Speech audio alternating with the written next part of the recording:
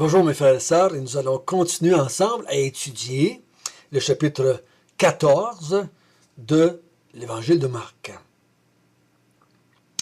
Notre bon Père du ciel, dans ce chapitre, on a vu jusqu'à date l'infinie distance entre le cœur des hommes et le cœur de Jésus. Les intentions mauvaises des hommes, mais l'amour de Jésus pour son Père et pour le peuple de Dieu. Nous avons vu que les gens avaient des intentions mauvaises, mais Jésus, lui, accepte cette mort pour que la nouvelle alliance prenne place. Une alliance éternelle. Une alliance éternelle, signée du sang de Jésus. Et Seigneur, on va voir que malgré tout ça, les gens qui ne comprennent pas ce que tu as fait, ou qui n'acceptent pas ce que tu as fait, sont scandalisés par ce genre de mort que tu as subi. Donc, on te demande, Seigneur, que nous, on comprenne bien cette mort, sa raison, et que non pas qu'on soit scandalisé, mais qu'on soit édifié, encouragé, exalté, poussé à l'adoration et à la louange. Au nom de Jésus, Amen. Nous avons vu dans les 2 premiers jours de la semaine qu'il y a eu une entente entre les chefs religieux et Judas pour livrer Jésus à la mort. Donc, une entente hypocrite, sournoise, rusée, et nous allons voir dans les versets qui s'en viennent comment ça va se faire et tout cela. Et qu'est-ce que ça va produire. Mais surtout, aujourd'hui, nous allons voir que Jésus, par sa mort, a scandalisé bien des gens. Mais surtout dans notre texte, le texte va nous parler du scandale que cela a causé parmi les disciples. Nous allons commencer à lire à partir du verset 26 et nous allons lire jusqu'au verset 31 pour commencer. Après avoir chanté les cantiques, ils se rendirent à la montagne des Oliviers. Jésus leur dit, « Vous serez tous scandalisés, car il est écrit, « Je frapperai le berger, et les brebis seront dispersées. Mais après que je serai ressuscité, je vous précéderai en Galilée. » Pierre lui dit, « Quand tous seraient scandalisés, je ne serai pas scandalisé. » Et Jésus lui dit, « Je te l'ai dit en vérité, toi, aujourd'hui, cette nuit même, avant que le coq chante 2 fois, tu me renieras 3 fois. » Bien, Pierre reprit plus fortement, « Quand il me faudrait mourir avec toi, je ne te renierai pas. » Et tous dirent la même chose.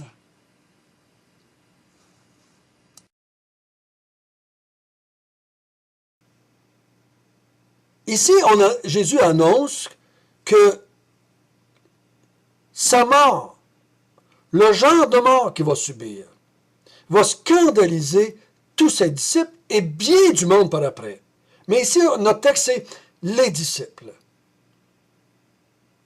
Il dit, vous allez être scandalisés. Il dit au verset 27, « Pourquoi vous allez être scandalisés? Parce qu'il est écrit, car il est écrit, « Je frapperai le berger et les brebis seront dispersées. » La cause du scandale vient de Dieu. Je frapperai le berger. C'est pas les Romains qui vont frapper le berger. C'est pas les Juifs qui vont frapper le berger. C'est pas Judas qui frappe le berger. C'est je frapperai le berger. C'est Dieu qui va frapper le berger. C'est Dieu qui va emmener Jésus à la mort. C'est lui qui l'a envoyé à la mort. C'est lui qui l'a envoyé mourir. Donc, la prophétie disait, je frapperai le berger. Et les brebis seront dispersées. Et ça, Jésus applique ça au fait qu'ils vont être scandalisés et qu'ils vont tous s'en aller. Donc, le scandale est provoqué par le plan de Dieu, par la prophétie de Dieu. Parce que les disciples et les gens alentour n'acceptent pas le plan de Dieu, n'acceptent pas les prophéties que Dieu a faites. Il est écrit que je devais mourir. On a vu ça hier. Il est écrit que le berger va être frappé et que ses disciples vont être scandalisés. Il dit à cause de la mort, parce que d'abord, il ne voulait pas qu'il meure. On va voir même un peu plus bas que Pierre va sortir son épée. Pas, un des disciples, en tout cas, je ne me souviens pas si on le nomme ici, mais un des disciples va sortir son épée pour empêcher les soldats de prendre Jésus. Il n'accepte pas qu'il meure. Pierre l'avait dit à Jésus, je ne veux pas que tu meures. À Dieu ne plaise, tu ne mourras pas. Jésus avait répondu, tu n'as que des pensées humaines. Tu ne vois pas les choses comme Dieu. Dieu, lui, dans son plan, il frappait le berger. Et à cause qu'il frappe le berger, que le berger va mourir de façon ignoble sur la croix, dans la souffrance atroce, les disciples vont être scandalisés. Il leur dit, vous serez tous scandalisés. Mais après, je vais ressusciter. Je vous précéderai en Galilée. Qu'est-ce que Pierre fait? Je ne te renierai pas. Moi, je ne serai pas scandalisé. Moi, je ne serai pas scandalisé. Même s'il faudrait que je meure, je ne serai pas scandalisé. Je ne vais pas te renier, je ne vais pas t'abandonner. Et Jésus lui dit, Pierre, avant que la nuit soit terminée, avant que le coq ait chanté 2 fois, tu vas m'avoir renié 3 fois. Et Pierre dit, non, Seigneur, jamais je ferai ça.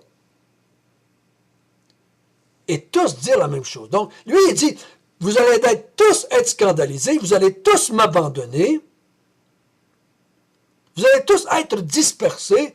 Ils ne le croient pas, ils refusent cela, ils rejettent cela, et ils disent, non, on ne t'abandonnera pas.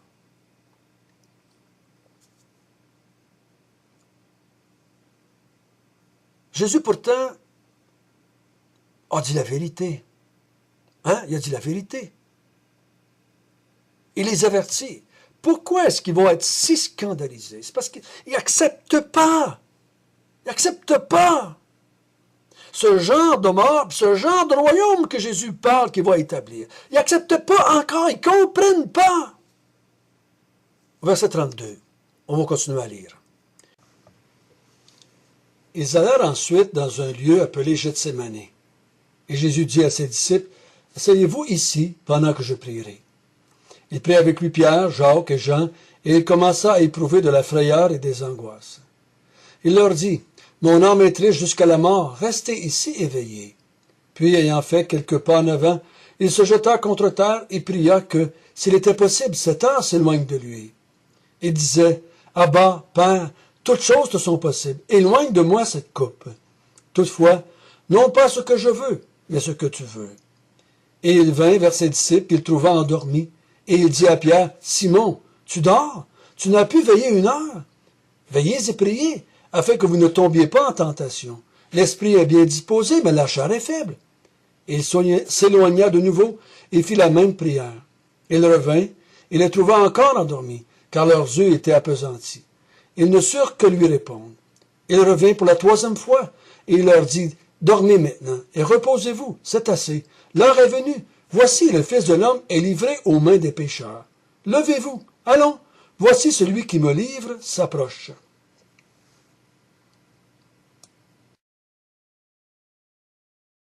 Donc Jésus, ici, sait que ça s'en vient. Donc il se retire dans le jardin de Gethsémane, et là, il invite ses disciples à s'arrêter. Il dit à ses disciples, au verset 32, « Asseyez-vous ici pendant que je prierai. » Et là, il emmène Pierre, Jean et Jacques avec lui, puis il leur dit de veiller et de prier. Il leur dit, « Mon âme est triste jusqu'à la mort. Restez ici et veillez. » et priez. Mais eux autres, ils dorment. Et Jésus, lui, se met à prier. Il prie. Il prie d'accepter la volonté de Dieu. Il sait, lui, qu'est-ce qui s'en vient. Il sait qu'est-ce qui va arriver. Dans son être, dans son corps, toute son humanité, si je pourrais dire ainsi, il aimerait éviter ce qui s'en vient, la mort et la souffrance. Dans son être spirituel, il aimerait éviter que la colère de Dieu tombe sur lui. Il aimerait éviter d'être séparé de Dieu. Il aimerait éviter de servir de sang pour l'alliance. Mais il prie, Seigneur, que ta volonté se fasse et non la mienne. Et le texte nous dit qu'à 3 reprises, il retourne vers les disciples et les disciples sont endormis. Ils ne prient pas. Et Jésus les exhorte pourtant. Priez afin de ne pas tomber dans la tentation. Votre esprit est bien disposé. Vous avez dit que vous n'allez pas me renier. Vous n'allez pas être scandalisé. Mais la chair est faible. Vous êtes mieux de prier. Vous êtes mieux de prier. À son exemple à lui. Et entre eux et Jésus, la différence, je crois dans notre texte ici, c'est qu'eux n'ont pas prié. Ils vont être scandalisés. Et Jésus a prié. Il ne sera pas scandalisé. Il va accepter pleinement, librement, de faire la volonté de son Père. Fais ce que tu veux. J'accepte que mon corps et mon sang servent à la nouvelle alliance. Donc, il n'a pas été scandalisé par la mort qu'il devait subir pour que l'alliance soit signée. Nous allons prendre le temps de finir notre texte parce que ça va tout ensemble. Verset 43.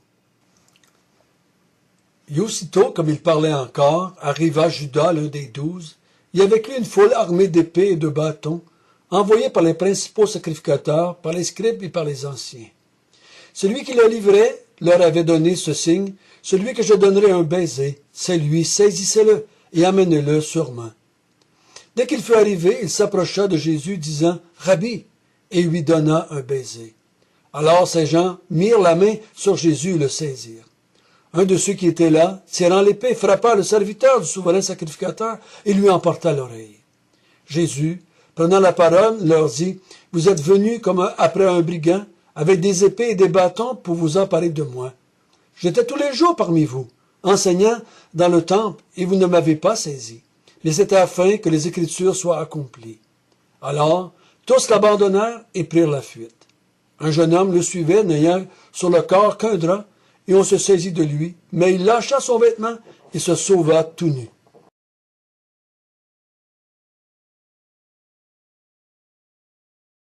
Ici, on voit s'arriver ce que Jésus avait dit.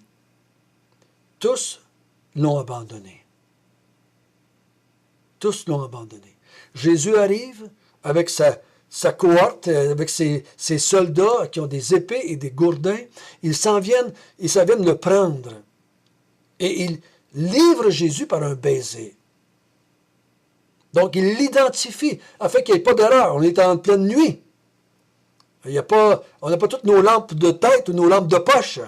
On a probablement du feu, mais pour pas qu'il y ait d'erreur possible, qu'on ne saisisse pas la bonne personne, Judas avait dit, je vais l'embrasser et c'est lui, prenez-le. Et ils le prennent. Et ils l'emmènent pour être livré devant les sacrificateurs et devant les scribes. Un de ceux qui est là, on sait par ailleurs que c'est Pierre, prend son épée et coupe l'oreille du serviteur. Parce qu'il ne veut pas que ça l'arrive. Il ne veut pas que ça se passe ainsi. Jésus dit, ça fait 3 ans que je suis parmi vous autres. Ça fait 3 ans que vous vouliez, mais vous ne l'avez pas fait. Pourquoi?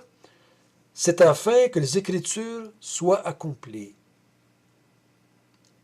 Donc, il dit, si je n'ai pas été pris avant, et si ce soir je me laisse prendre de cette façon-là par vous, et que vous allez me mettre en croix demain, c'est parce que les Écritures le disaient comme cela.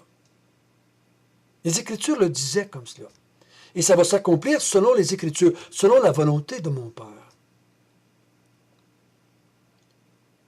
C'était écrit qu'il frapperait le berger. C'était écrit que tous les disciples fuiraient.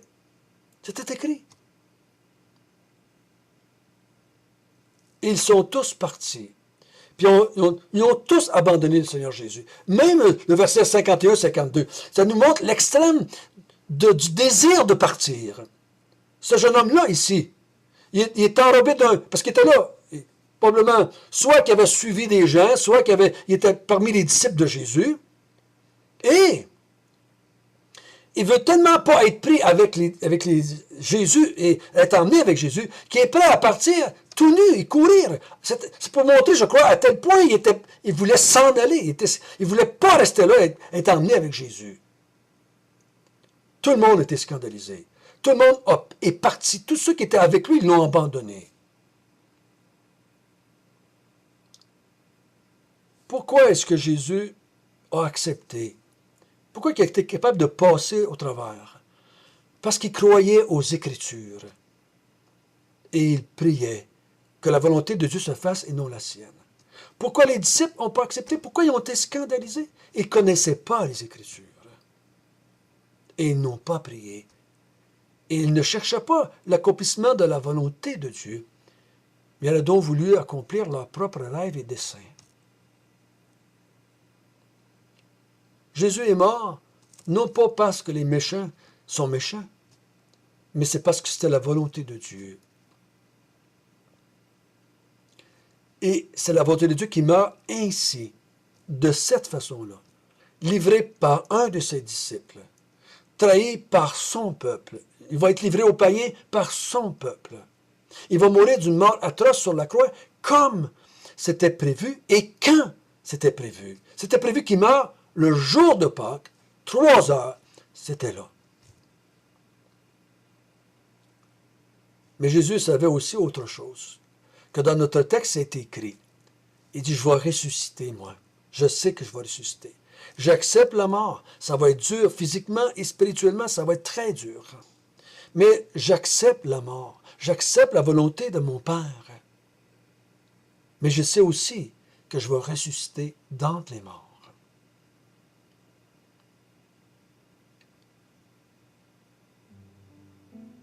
Quand on accepte le plan de Dieu, quand on accepte les Écritures de Dieu, on n'est pas scandalisé. Mais on est rempli d'adoration et de louange pour Dieu et pour Jésus-Christ. Notre bon Père du ciel, pendant longtemps, nous avons été aussi scandalisés. Mais dans ta grâce, par ton Esprit Saint, tu nous as amenés à croire aux Écritures et à comprendre que ça devait se passer comme ça. C'était ton plan que ça se passe de même. C'était ta volonté que ça arrive comme ça pour Jésus. Et que cette mort était pour débuter une nouvelle alliance et le royaume de Dieu. Ô Seigneur, que notre cœur se soumette toujours à ton plan et qu'on puisse prier, Seigneur, pour accepter ta volonté dans nos vies, comme ta volonté dans la vie de Jésus.